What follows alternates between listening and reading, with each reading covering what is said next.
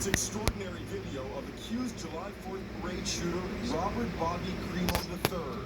He was speaking at the funeral of his best friend in 2017. Whenever I was with him, it felt like I wasn't alone anymore. Like I had somebody there that was actually there.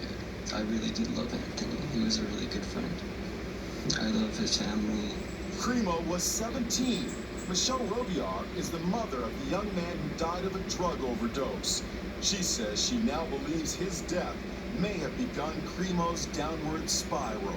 Maybe Bobby didn't have anybody after Anthony, and you know, when you have these crazy thoughts, who do you tell if there's nobody ever there to tell? Do you think if your son was still alive today that perhaps this wouldn't have happened? He was a bright light in so many people's lives, and he helped so many people. The classic Spirit in the Sky was played at the funeral.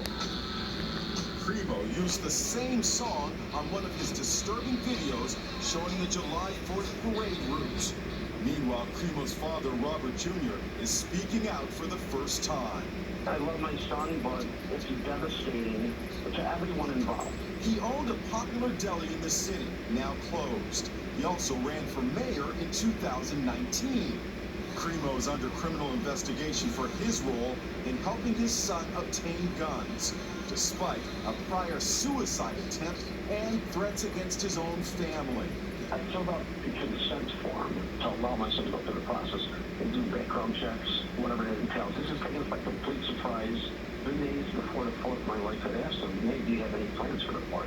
And he simply said no. His attorney says Cremo's father broke no laws. The parents didn't do this. The parents didn't buy the guns. This is an adult, a young adult. This is an adult who did it. More evidence of Cremo's wacky behavior is emerging.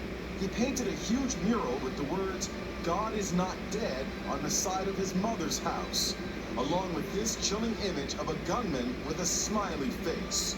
The massacre is also bringing heat on Cremo's mother. Cops have sealed a UPS mailbox she used for a holistic healing business she owns. Meantime, thoughts and prayers continue to pour in for the 2-year-old orphan who lost both of his parents in the shooting. Now, new details are coming to light about how little Aiden was saved when gunfire erupted. Here's Anne Mercogliano. They are the hero father and son who rescued little Aiden McCarthy from the carnage in Highland Park.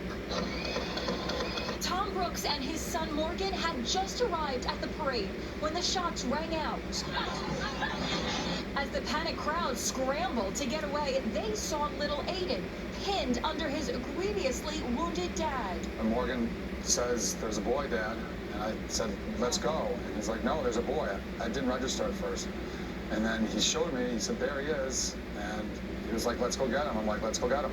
I tried to pull the boy from under his father right by his arms, but he was underneath him pretty good. So I think Morgan at the time helped me, or helped the guy get up a little bit, moved him up just enough so we could pull out Aiden from under his father. Kevin McCarthy was still breathing, clinging to life, blood pouring from multiple gunshot wounds. His wife, Irina, close by, apparently already dead.